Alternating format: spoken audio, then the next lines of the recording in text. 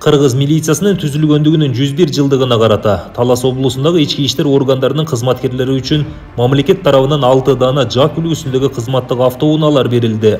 Алар Талас облусунун ички иштер башкармалыгынын жана шаар райондук ички иштер бөлүмдөрүнүн нөөмөт бөлүктөрүнө тапшырылды. Автоунаалар 2025 жылы өндүрүштөн чыгарылып, убактылуу кармоочу жайда отургандарды ташууга дагы ылайыкташкан.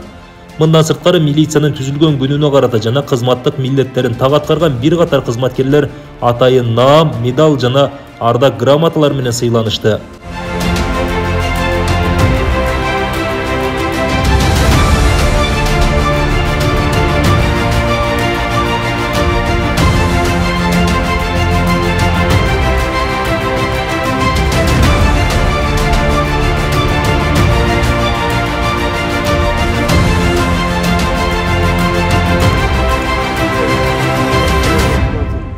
Прапорщики.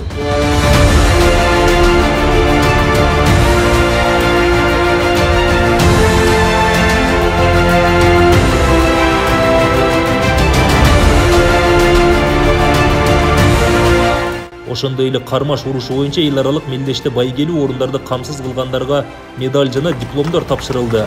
Талас облусунун ички иштер башкармалыгынын башчысы Азенбек Козыкеев кызматтык автоунаа жана сыйлык алгандарды куттуктап, ийгиликтерди каалады.